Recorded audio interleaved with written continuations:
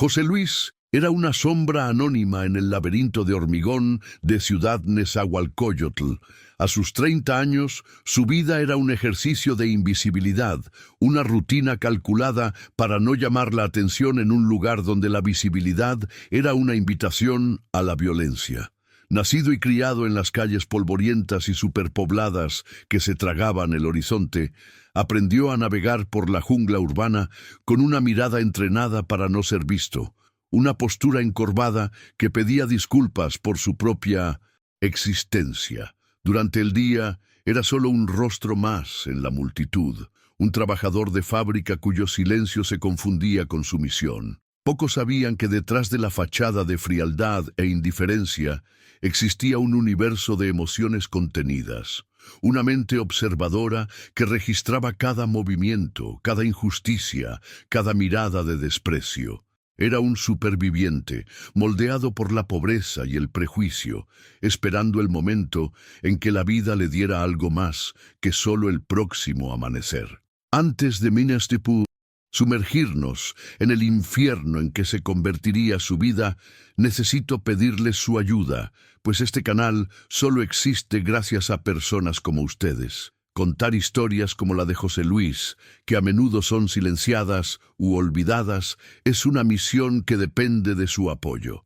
Tenemos una meta de alcanzar los 1000 suscriptores para que podamos seguir dando voz a estas narrativas complejas y profundamente humanas. Por favor, si esta historia ya ha comenzado a conmoverte, suscríbete al canal y comenta desde dónde nos estás viendo. Cada suscripción, cada comentario es un ladrillo en la construcción de este espacio, permitiendo que el coraje y el dolor de personajes como él no sean en vano. Su apoyo es lo que nos mueve y nos da la fuerza para continuar compartiendo relatos que merecen ser escuchados en todo el mundo.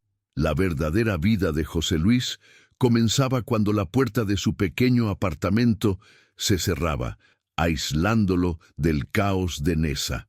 Allí, en los brazos de su pareja, el mundo exterior, con su homofobia y brutalidad, se disolvía. Su amor era un santuario, un acto de rebeldía silenciosa en una sociedad machista que los aplastaría si descubriera su verdad.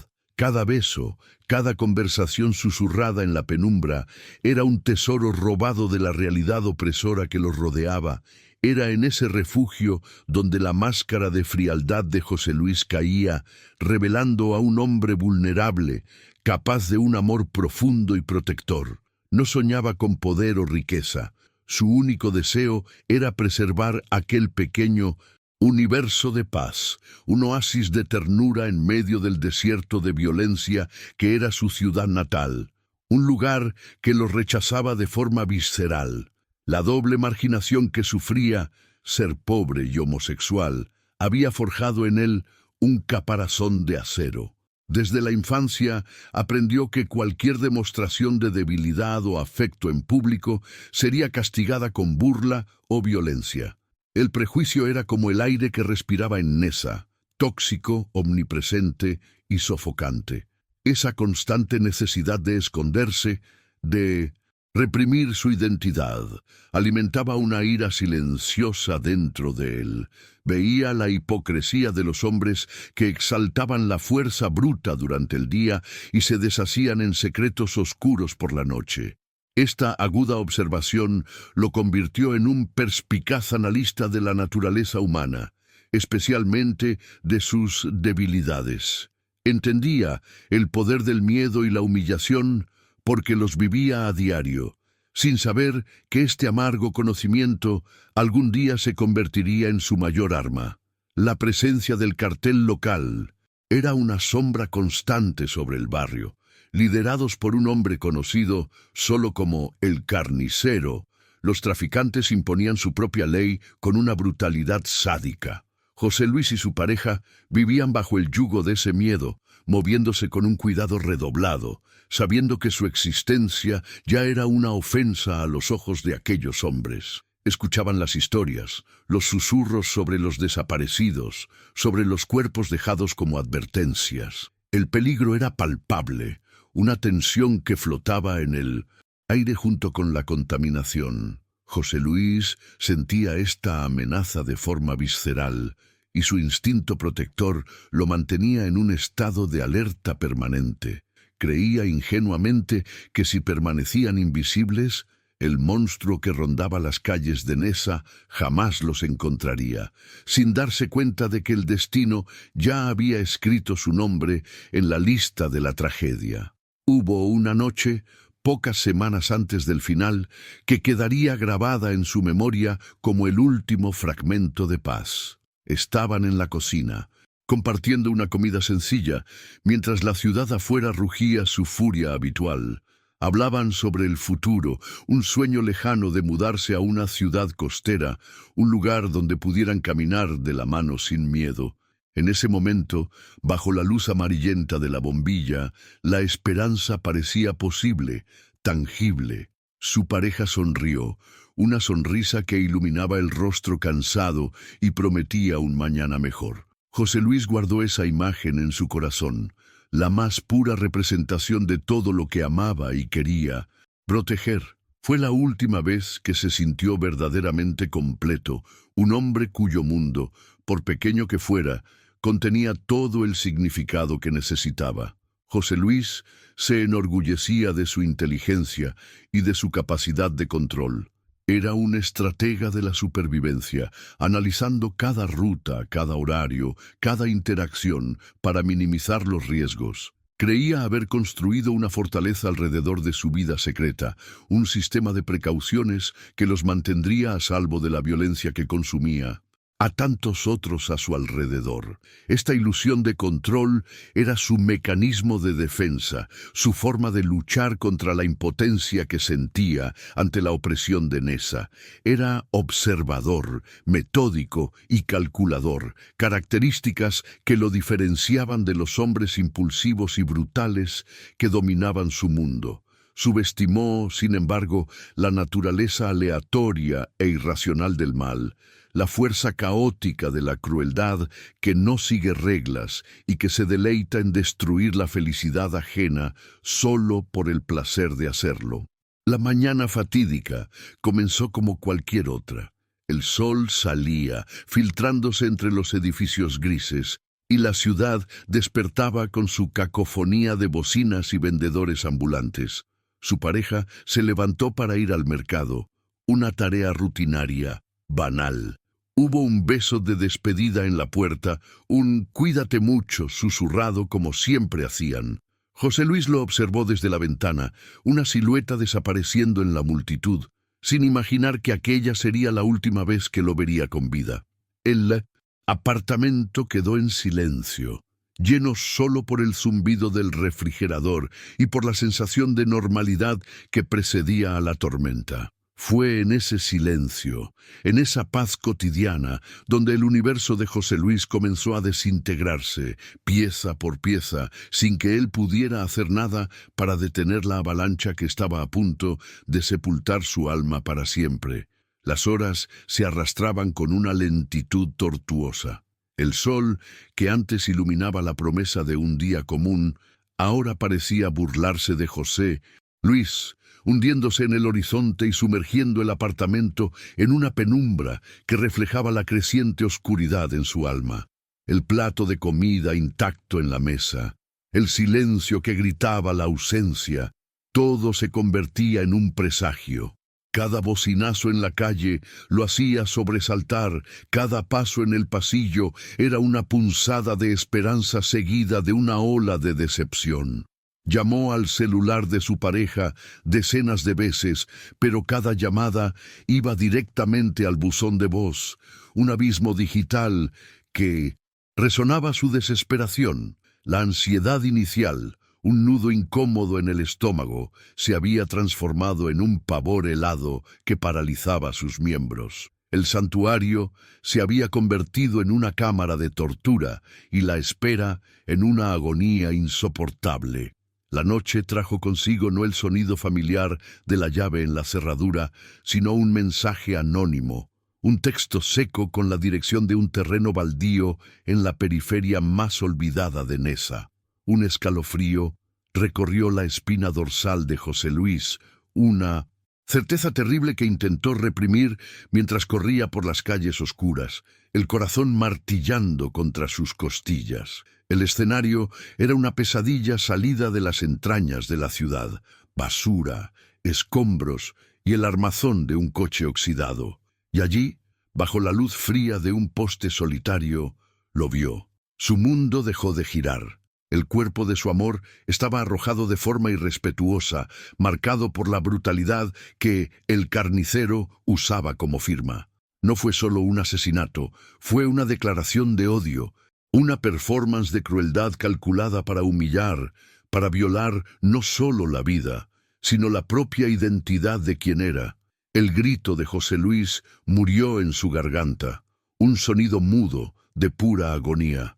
Cayó de rodillas, el polvo y el vidrio roto del suelo rasgando sus pantalones, pero no sintió nada. El mundo a su alrededor se deshizo en una mancha borrosa, sin sonido y sin color.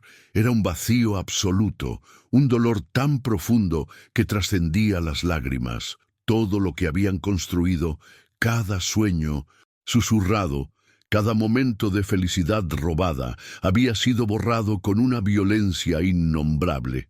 Nessa, el monstruo que siempre intentó evitar, finalmente lo había alcanzado y devorado su única razón para vivir. En ese terreno baldío, bajo la mirada indiferente de las estrellas, el viejo José Luis murió junto con su pareja. El hombre que se levantaría de ese suelo sería otra persona, una cáscara vacía, llena solo por la memoria y el eco de esa pérdida devastadora. Mientras la ola inicial de shock comenzaba a disiparse, algo nuevo y terriblemente poderoso comenzó a burbujear bajo la superficie del luto. Fue cuando sus ojos, antes nublados por el dolor, se enfocaron en un detalle específico, la forma en que el cuerpo había sido posicionado, un insulto directo e inequívoco a su sexualidad, una marca registrada, enfermiza de el carnicero. Ese detalle encendió la llama. La tristeza abrumadora comenzó a mezclarse con una furia incandescente, una ira tan pura e intensa que quemaba el frío de la desesperación. No había sido un acto aleatorio de violencia urbana, había sido personal, había sido un castigo por amarse, por existir. El dolor no desapareció, pero se transformó, se solidificó en un propósito. El objetivo de su sufrimiento ahora tenía un nombre y un rostro, y el corazón roto de José Luis comenzó a latir a un nuevo ritmo. El ritmo de una venganza que sería tan cruel como el crimen que la inspiró. Se levantó lentamente, el cuerpo tembloroso ya no de dolor, sino de una resolución gélida. Las lágrimas se habían secado, dejando atrás el brillo febril de una promesa silenciosa. No habría policía, no habría justicia proveniente de un sistema que siempre los trató como invisibles o desechables. La justicia sería suya, forjada con sus propias manos. En ese momento, mirando al amor de su vida destrozado, José Luis aceptó su corona de espinas y decidió que, si tenía que sangrar, arrastraría a todos sus verdugos al infierno con él. Fue allí donde entendí que ya no había vuelta atrás. El camino estaba trazado. Si alguna vez te has sentido aplastado por la injusticia hasta el punto de no poder respirar, sabes de lo que estoy hablando. Suscríbete a este canal, porque el viaje que comienza ahora es el de un hombre que se negó a seguir siendo la presa y decidió convertirse en el depredador más temido de Nessa. Los días que siguieron al entierro fueron una neblina de silencio y polvo. El apartamento, antes un refugio, ahora era un mausoleo de memorias. Cada objeto un detonante para el dolor. José Luis se movía como un fantasma por las habitaciones, el eco de la voz de su amado resonando en cada rincón. El dolor, sin embargo, no lo paralizó. Al contrario, lo afiló. Lo transformó en combustible, en una armadura de hielo que cubrió su corazón.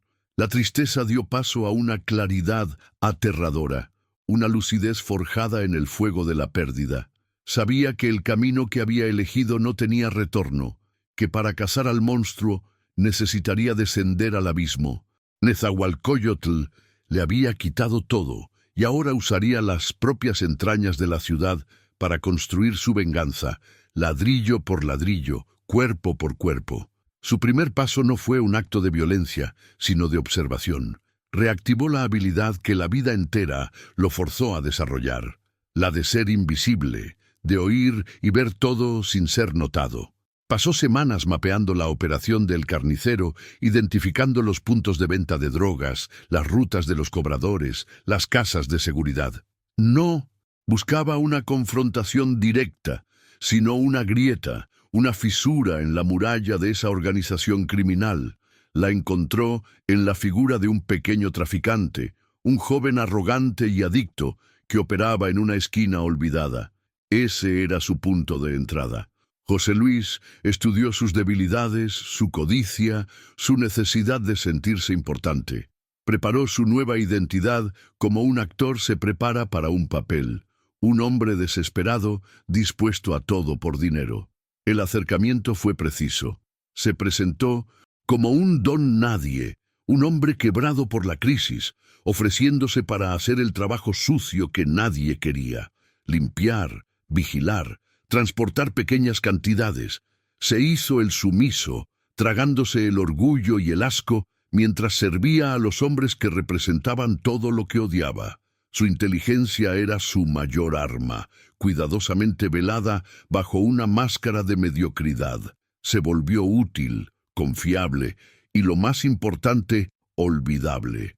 Nadie prestaba atención al sirviente silencioso que escuchaba cada conversación, que memorizaba cada nombre, que conectaba cada pieza del rompecabezas.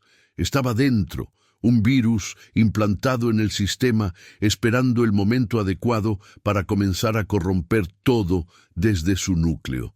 Antes de sumergirse por completo, buscó a la única persona que podría entender, aunque fuera parcialmente, la dimensión de su pérdida: la flaca, una mujer trans, la mejor amiga de su difunta pareja. La encontró en su pequeño salón de belleza, un oasis de color y brillo en medio de la monotonía gris del barrio. El reencuentro fue un choque de luto compartido. La flaca, con su sabiduría forjada en una vida de batallas, vio la oscuridad en los ojos de José Luis e intentó disuadirlo, implorándole que no dejara que la venganza lo consumiera. Sin embargo, también vio la determinación inquebrantable, el alma que ya había cruzado el punto de no retorno. Con el corazón apesadumbrado, aceptó ser sus ojos y oídos desde afuera, su única ancla de cordura en ese mar de locura. Con la ayuda de la información de la flaca, identificó a su primer objetivo, uno de los sicarios de bajo rango que se jactaba de haber participado en el secuestro. El hombre era una criatura de hábitos, frecuentando el mismo bar todas las noches para beber y alardear de sus crueldades. José Luis lo observó durante días, aprendiendo su rutina, el camino que tomaba a casa por un callejón mal iluminado. El plan no era el de un asesino experimentado, sino el de un estratega. No tenía la fuerza bruta, así que usaría la sorpresa y la astucia. La preparación fue un ritual frío y metódico, cada paso calculado para maximizar sus posibilidades. No sentía miedo, solo una calma gélida, la tranquilidad de quien está a punto de cumplir un propósito inevitable. El momento de la primera muerte fue un punto de inflexión en su alma. El enfrentamiento en el callejón oscuro no fue limpio como en las películas, fue torpe, desesperado y brutalmente íntimo. Hubo vacilación, el fantasma del hombre que había sido, luchando contra la urgencia del hombre que necesitaba ser, pero al ver el rostro del asesino, la sonrisa presuntuosa que atormentaba sus pesadillas, la furia tomó el control. El acto fue visceral, la violencia cruda y fea lo dejó sin aliento y cubierto de sangre. En ese instante, la línea entre justicia y venganza se disolvió por completo. Había cruzado el umbral, y el sonido de la última respiración de su enemigo fue el eco del fin de su propia inocencia. No sintió remordimiento, solo el vacío de la primera pieza de un macabro rompecabezas siendo encajada. Volver al apartamento esa noche fue como si un extraño hubiera invadido su cuerpo. Se frotó la piel en la ducha hasta dejarla en carne viva, tratando de lavar no solo la sangre, sino la mancha que sentía en su alma. El silencio ya no era de luto, sino de complicidad con lo que había hecho. Se miró en el espejo y vio a un depredador, los ojos fríos y vacíos de quien había quitado una vida. Cuando la flaca lo vio al día siguiente, ella lo supo. No necesitó palabras. El cambio estaba grabado en su rostro, en su postura. Ella lo abrazó, un gesto de consuelo y despedida, pues ambos sabían que el amigo que ella conocía estaba desapareciendo, siendo reemplazado por algo mucho más oscuro y peligroso. En el cartel, la desaparición del sicario fue tratada con una breve ola de preocupación, pronto descartada como otra deuda no pagada o una pelea con rivales. Nadie sospechó del sirviente silencioso. José Luis usó el vacío de poder para mostrarse aún más eficiente, más leal. Fue en este período que su camino se cruzó con el de El Cholo, un joven sicario ambicioso, leal a El Carnicero, que personificaba la cultura machista de la organización.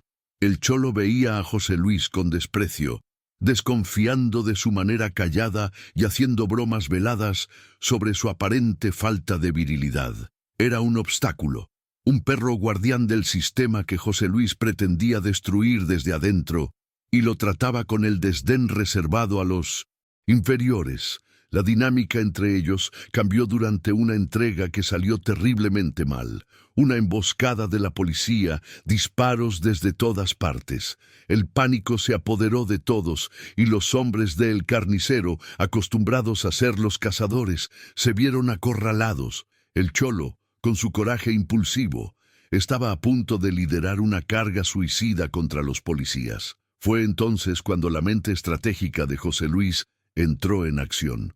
Con una calma aterradora en medio del caos, identificó una ruta de escape a través de un sistema de alcantarillado que había mapeado en sus andanzas. No gritó, solo dio instrucciones claras y precisas. Su confianza y lógica cortaron el pánico como un cuchillo. El Cholo, inicialmente escéptico, vio la lógica en el plan, y sin otra opción, ordenó a los hombres que siguieran al sirviente.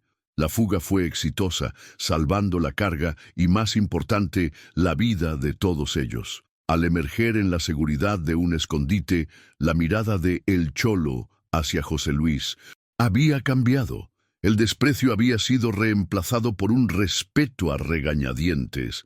Había visto de primera mano que la inteligencia y la calma bajo presión eran armas más poderosas que la fuerza bruta. Ese día, José Luis no solo sobrevivió, plantó la semilla de una lealtad inesperada, demostrando su valía de la única forma que ese mundo entendía, a través de resultados. A partir de ese momento, el Cholo se convirtió en el protector de José Luis dentro de la organización. Ahuyentaba a los que se burlaban de él, asegurándose de que su autoridad, aunque informal, fuera respetada. Veía en José Luis la mente que a él le faltaba, el cerebro detrás de la fuerza que él podía ofrecer. Una alianza improbable nació de ese bautismo de fuego, una simbiosis de estrategia y poder bruto. José Luis ahora tenía un escudo, un brazo armado que le daba la libertad para moverse con más audacia dentro de la jerarquía del cartel. La lealtad de El Cholo era genuina, basada en la admiración por su capacidad de supervivencia y en una deuda de vida que se tomaría muy en serio. Con su nuevo estatus y la protección del Cholo, José Luis apuntó a su segundo objetivo, un teniente de El Carnicero, el hombre que había dado la orden del secuestro. Esta vez, el enfoque sería diferente. La violencia bruta no funcionaría contra un hombre bien protegido. Sería un asesinato de reputación. seguido de un asesinato físico. Usando la información que recopilaba, José Luis descubrió que el teniente estaba desviando dinero de las operaciones. Comenzó a plantar evidencias, a manipular los registros, a crear un rastro de traición que llevaría directamente a su objetivo. Estaba jugando al ajedrez, mientras sus enemigos jugaban a las damas, moviendo las piezas en el tablero con una paciencia mortal. La trampa fue montada a la perfección. José Luis forjó un encuentro entre el teniente y un supuesto comprador de un cartel rival, asegurándose de que la noticia llegara a oídos del carnicero a través de fuentes confiables. La paranoia, siempre presente en el mundo del crimen, hizo el resto. El carnicero, furioso por la traición, convocó al teniente a una reunión de la que no saldría con vida. José Luis observó desde lejos, desde las sombras, mientras el propio monstruo eliminaba a uno de sus generales. No se manchó las manos de sangre, pero la manipulación lo hizo sentir aún más corrupto. Estaba aprendiendo a usar la propia maldad del sistema en su contra, una táctica peligrosamente eficaz. La creciente ola de violencia y desorden en Neza llamó la atención de un nuevo jugador, el detective Morales, un policía veterano de la vieja guardia, uno de los pocos que no podían ser comprados. Morales era inteligente y metódico, y no veía los asesinatos como crímenes aislados. Percibió un patrón, una inteligencia detrás del caos que no encajaba con la brutalidad descerebrada del carnicero. Comenzó a investigar, a cavar profundo, convirtiéndose en una amenaza silenciosa y persistente que José Luis no podía subestimar. La ciudad ahora tenía dos cazadores en su medio, uno buscando venganza y el otro justicia. El peligro se materializó cuando Morales apareció en la fábrica donde José Luis mantenía su empleo de fachada. La visita era rutinaria, una investigación de antecedentes de los empleados del área, pero la mirada del detective era penetrante. Hizo preguntas casuales, pero sus ojos analizaban cada reacción, cada microexpresión. José Luis sintió un escalofrío, la primera gota de miedo real desde que inició su viaje. Mantuvo su máscara de trabajador humilde y desinteresado, respondiendo con la monotonía ensayada. Fue un duelo silencioso de inteligencias, y aunque Morales se fue sin nada concreto, José Luis supo que estaba en el radar del único hombre en Neza que podría desentrañar su plan. Mientras tanto, dentro del cartel, la astucia de José Luis no pasó desapercibida para el carnicero. Viéndolo como el único superviviente competente de la emboscada e impresionado con el descubrimiento de la traición de su teniente, el jefe del narcotráfico lo ascendió. Lo sacaron del trabajo sucio y lo llevaron al círculo interno para ayudar en la planificación y la logística. La ironía era cruel. Estaba siendo recompensado por desmantelar la organización que había jurado destruir. Ahora se sentaba en reuniones con los hombres restantes que participaron en la muerte de su amor, sonriendo y planeando con ellos, mientras secretamente orquestaba la caída de cada uno. Estar tan cerca de su enemigo final era nauseabundo y electrizante al mismo tiempo. La proximidad al poder, sin embargo, cobraba un precio psicológico altísimo. Cada noche, al acostarse, el rostro sonriente de su pareja aparecía en su mente, pero ahora la imagen era seguida por destellos de los actos que había cometido. El hombre en el espejo era un extraño de ojos duros y manos manchadas. La flaca, en sus raras y tensas conversaciones, lo confrontaba con esta verdad. Él no hubiera querido esto para ti, decía ella, con la voz quebrada por la tristeza. Te estás volviendo igual que ellos. José Luis la apartaba con brusquedad, diciendo que ella no entendía, que la supervivencia exigía sacrificio, pero en el fondo sus palabras lo atormentaban, el eco de una conciencia que luchaba desesperadamente por silenciar. Con el cholo como su mano derecha y un número creciente de miembros de bajo rango que lo admiraban por su inteligencia y sangre fría, José Luis comenzó a construir su propia facción dentro del cartel.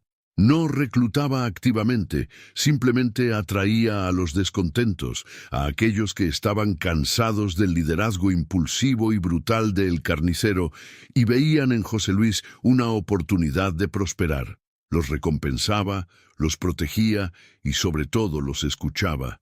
Estaba creando un ejército silencioso, unido no por la lealtad a un nombre, sino por la creencia en un líder que pensaba antes de disparar. El poder estaba cambiando sutilmente de manos, y el rey en el trono aún no se había percatado de la conspiración que crecía a sus pies. El siguiente paso era encontrar la debilidad fundamental del carnicero, y, como José Luis siempre sospechó, estaba entrelazada con la misma característica que lo definía, su masculinidad tóxica y su virulenta homofobia. Descubrió, a través de un informante, que el poder de El Carnicero dependía de una alianza con un cartel más grande, cuyo líder era un tradicionalista violento que despreciaba cualquier señal de debilidad. La homofobia de El Carnicero no era solo odio, era una performance para mantener su reputación y sus alianzas. José Luis sonrió por primera vez en meses. Finalmente había encontrado el arma perfecta para destruir a su enemigo, su propio prejuicio. El plan fue audaz y perverso. No eliminaría solo a uno, sino a dos de los últimos hombres de confianza del carnicero en un solo golpe, y lo haría de una forma que mancharía la reputación de su jefe para siempre. Usando su autoridad recién adquirida, envió a los dos tenientes a una trampa, una falsa negociación de drogas. Allí, en lugar de compradores, fueron recibidos por el equipo leal a José Luis. Lo que sucedió a continuación no fue una ejecución sumaria, fue un teatro macabro, diseñado para enviar un mensaje. Los cuerpos fueron encontrados al día siguiente, en una situación que sugería una relación homosexual, un escándalo fabricado para humillar a El Carnicero a los ojos de sus aliados y subordinados. Fue en ese momento de inflexión, al ver el caos que había sembrado, que José Luis consolidó su toma de poder. Convocó una reunión con los capitanes restantes, los hombres que ahora estaban asustados y confundidos. Con una calma glacial, expuso la podredumbre en el corazón de la organización, la debilidad de un líder cuyos hombres más cercanos mantenían secretos que podrían destruirlos a todos. Se presentó no como un traidor, sino como un salvador. Fue allí donde me di cuenta, en medio de esa tensión, que para vencer de verdad en un mundo de monstruos, no basta con luchar contra ellos. Hay que tomar la corona. Si entiendes esa necesidad de darle la vuelta al juego, de tomar el control cuando todo parece perdido, apoya esta historia para que llegue a más personas. Suscríbete, porque lo que verás a continuación es como una sombra se levanta para dominar la propia oscuridad. La reacción fue inmediata. La semilla de duda que plantó floreció en un motín. Muchos, ya influenciados por el cholo y cansados de la tiranía del carnicero, vieron en José Luis un liderazgo más estable e inteligente. Otros, los leales, permanecieron fieles al antiguo jefe, conmocionados por la audacia del golpe. El cartel se partió en dos. Las calles de Neza, antes controladas por un poder único, se convirtieron en el tablero de una guerra civil. Los disparos resonaban noche adentro, y los cuerpos comenzaron a aparecer con más frecuencia, mientras las dos facciones luchaban brutalmente por el control del territorio. La venganza personal de José Luis se había transformado en un conflicto que desangraba a todo el municipio. El carnicero, enloquecido de ira y humillación, contraatacó con la única herramienta que conocía, la fuerza bruta. Lanzó ataques frontales, enviando oleadas de sicarios contra las posiciones de José Luis. Pero estaba jugando un juego antiguo. José Luis, por otro lado, libraba una guerra moderna. No defendía territorios, controlaba información, usaba su red de informantes, su comprensión de la psicología de sus enemigos y su conocimiento íntimo de las calles para crear emboscadas, para atacar líneas de suministro y para volver a los hombres del carnicero unos contra otros. Era un guerrillero luchando contra un ejército, y su inteligencia superaba la fuerza bruta en cada movimiento. La batalla decisiva por el alma de Nessa tuvo lugar en un mercado abandonado, un laberinto de puestos de metal oxidado. El carnicero, atraído a una trampa, llevó el grueso de sus fuerzas, esperando una confrontación final y sangrienta. Pero José Luis no estaba allí para luchar de igual a igual. Usó el terreno a su favor, canalizando a los hombres de su enemigo hacia callejones sin salida, donde eran eliminados por francotiradores posicionados por el Cholo. Fue una masacre táctica. Al final, el ejército del carnicero estaba destrozado y el propio líder, herido y abandonado por la mayoría de sus hombres, se vio obligado a retirarse, humillado. Con esta victoria, José Luis asumió el control de casi todo el territorio. No celebró, solo observó el rastro de destrucción que su venganza había causado. Se había convertido en un señor de la guerra, un líder criminal temido y respetado. La transformación estaba casi completa. El hombre que antes solo quería un pequeño refugio de paz, ahora controlaba un imperio naciente, construido sobre los cadáveres de quienes lo agraviaron. Se sentó en su nuevo cuartel general, el silencio a su alrededor pesado con el poder que había conquistado. Solo un último fantasma necesitaba ser exorcizado. La confrontación final con el carnicero ya no era una cuestión de estrategia, sino de destino. Con el imperio de El Carnicero en ruinas, solo quedaba la cacería final. José Luis sabía que su enemigo era ahora un animal herido, escondido en las sombras, peligroso e impredecible. Una simple cacería y ejecución no serían suficientes. La venganza necesitaba un escenario, un ritual de clausura. Usando a uno de sus informantes, le envió un mensaje a El Carnicero, un encuentro cara a cara, sin ejércitos. El lugar elegido fue deliberado y cruelmente poético. El mismo terreno baldío donde el cuerpo de su pareja fue encontrado. Transformaría el altar de su sufrimiento en la tumba de su verdugo, forzándolo a confrontar el punto de origen de toda esa carnicería. Era una invitación al baile final, y sabía que el orgullo herido de su enemigo le impediría rechazarla. La noche del enfrentamiento era fría y sin estrellas. El terreno baldío estaba inmerso en una oscuridad casi completa, rota solo por los faros de un único coche, el de José Luis. La atmósfera era pesada, cargada con la memoria de esa noche terrible. Esta vez, sin embargo, el escenario no estaba abandonado. Ocultos en las sombras, entre los escombros y los armazones de metal, el Cholo y sus hombres más leales estaban posicionados. Una red de seguridad invisible con órdenes estrictas de no intervenir a menos que fuera absolutamente necesario. José Luis salió del coche y se plantó en el centro del terreno, el corazón latiendo a un ritmo controlado y mortal. Ya no era la víctima que lloró en ese suelo. Era el maestro de ceremonias de ese espectáculo de muerte. El carnicero surgió de las sombras, su imponente figura ahora encorvada por la derrota, pero sus ojos aún ardían con un odio salvaje. La confrontación comenzó con un torrente de insultos, la única arma que le quedaba.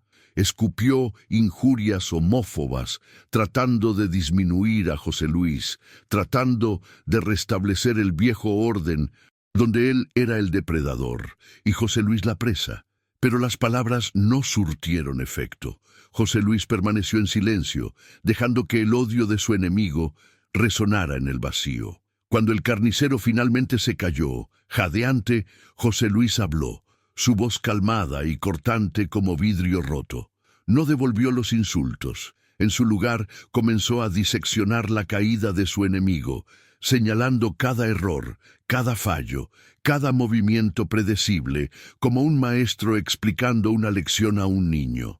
El gran giro, el golpe de gracia psicológico vino a continuación. Con una tranquilidad aterradora, José Luis reveló cómo la propia homofobia del carnicero había sido su ruina. «Tu odio te dejó ciego», dijo. «Estabas tan obsesionado con verme como una aberración, como algo débil, que nunca pudiste verme como una amenaza. Me subestimaste porque no podías concebir que alguien como yo pudiera tener inteligencia, estrategia o coraje. Todo tu poder era una performance para otros hombres como tú, y yo usé esa necesidad tuya de parecer fuerte para destruirte». En ese instante, el carnicero comprendió. No había sido derrotado por un ejército más grande o por una traición común, sino por un hombre que transformó el veneno de su prejuicio en un arma letal. Esa revelación rompió lo que quedaba del espíritu del carnicero. Con un rugido de pura furia animal, se abalanzó sobre José Luis, abandonando cualquier pretensión de control. La pelea fue brutal, una explosión de violencia desesperada. El carnicero era más fuerte, sus golpes eran como mazazos, pero eran torpes, movidos por el odio ciego. José Luis, más ágil y preciso, esquivaba y contraatacaba con una eficiencia fría. Cada golpe que asestaba no era solo físico, sino que estaba cargado con el peso de su pérdida, con la memoria de su amor. Era la danza macabra de la inteligencia contra la fuerza bruta, de la venganza calculada contra la furia irracional, y a cada segundo la marea se volvía a favor del nuevo rey de Neza. Finalmente, con un movimiento rápido y preciso, lo desarmó y lo derribó. El carnicero estaba en el suelo, herido, jadeante a su merced. Este era el momento que había alimentado sus sueños y pesadillas. La elección, la venganza exigía sufrimiento, un espejo de la crueldad que le fue infligida. El poder, sin embargo, exigía otra cosa. Mirando al hombre patético a sus pies, José Luis tomó su decisión final. No habría tortura, no habría un espectáculo de dolor. Eso lo igualaría al monstruo que destruyó. En cambio, su acto fue rápido, impersonal, casi quirúrgico. Una ejecución. Fue la decisión de un jefe del narcotráfico eliminando una amenaza, no de un amante vengando una muerte. En ese acto final, se despojó del último vestigio de su antigua identidad. El sonido del disparo resonó y luego se disipó en el opresivo silencio de la noche. José Luis permaneció de pie sobre el cuerpo de su enemigo, el arma aún caliente en la mano. La llama de la venganza, que lo había consumido e impulsado durante tanto tiempo, finalmente se apagó, dejando atrás solo cenizas y un frío abrumador. Había ganado. La justicia, a su manera distorsionada, se había cumplido. Era el poder indiscutible en Nezahualcóyotl, pero la victoria no trajo paz ni alivio, solo la sombría constatación del vacío que se extendía ante él. Y allí, en ese silencio, entendí la verdad sobre la venganza. Te da un propósito, pero te roba el alma en el proceso. Si mi viaje hasta aquí te ha mostrado algo, te pido que te suscribas. Continuar contando. Esta historia es una forma de asegurar que el costo de cada batalla no sea olvidado. Con la muerte de El Carnicero, una nueva era, silenciosa y brutalmente eficiente, descendió sobre Nezahualcóyotl. José Luis no gobernaba con el caos y el sadismo de su predecesor, sino con la precisión fría de un estratega. El miedo que inspiraba no provenía de explosiones de violencia, sino de la certeza de su inteligencia implacable. Trajo un orden al inframundo, una paz armada donde las reglas eran claras y el castigo por romperlas era rápido y definitivo. Había, de hecho, creado el ambiente seguro que tanto anhelaba, un territorio donde los suyos estaban protegidos. Sin embargo, esa seguridad era la de una jaula dorada. forjada con la sangre de sus enemigos y las cenizas de su propia alma. Era el rey de un cementerio, el soberano de un reino de fantasmas. El poder que conquistó lo aisló por completo. El cholo, ahora su leal segundo al mando, lo trataba con una reverencia formal que levantó un muro entre ellos. La camaradería nacida en el fuego de la batalla se había solidificado en la rígida jerarquía de un jefe y su subordinado. La distancia con la flaca era aún más dolorosa.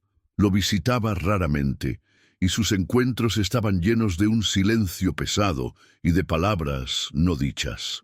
En sus ojos ya no veía al amigo que ella amaba, sino el reflejo del monstruo en que se había convertido para sobrevivir. Estaba rodeado de soldados y sirvientes, de hombres que temían su nombre, pero estaba profunda, irremediablemente solo. El trono que construyó no tenía espacio para nadie más. La venganza, una vez consumada, no le trajo la paz que esperaba. Por el contrario, el silencio que siguió a la muerte de su último objetivo se llenó de los ecos de su propia violencia. El recuerdo de su pareja ya no era una llama que lo impulsaba, sino un fantasma que lo juzgaba. Se veía atormentado no solo por la imagen de su amor perdido, sino por el hombre que era antes de que todo comenzara. Un hombre capaz de ternura, de esperanza, de amor. Ahora, esos sentimientos eran como un idioma extranjero que ya no podía hablar. El poder, el respeto y la seguridad por los que tanto luchó parecían trofeos vacíos, incapaces de llenar el abismo que su viaje de odio había cavado en su pecho. La escena final de su historia no es de gloria, sino de una soledad monumental.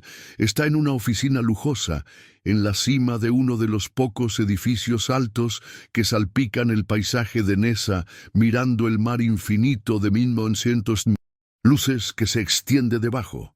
La ciudad que lo oprimió, que le quitó todo, ahora está a sus pies. Él es el poder supremo, la sombra que controla a todas las demás. Lleva la corona, pero al mirar su reflejo en el cristal de la ventana, no ve a un rey, ve a un prisionero, un hombre endurecido, perpetuamente acorralado por el pasado, gobernando un imperio que le costó lo único que realmente importaba. La corona de Nezahualcóyotl era, como siempre lo había sido, una corona de espinas. La historia de José Luis termina aquí, en la cima de un mundo que conquistó, solo para encontrarse completamente solo. Se convirtió en el espejo oscuro de aquello que juró destruir, dejándonos con la amarga pregunta de si es posible luchar contra la oscuridad sin ser consumido por ella. Les agradezco inmensamente por haber acompañado este complejo viaje hasta el final. La suscripción y el apoyo de cada uno de ustedes son la fuerza que nos permite continuar explorando estas verdades difíciles, compartiendo relatos que, como el suyo, nos obligan a mirar al abismo. Su presencia aquí garantiza que estas historias no sean olvidadas. Muchas gracias por escuchar.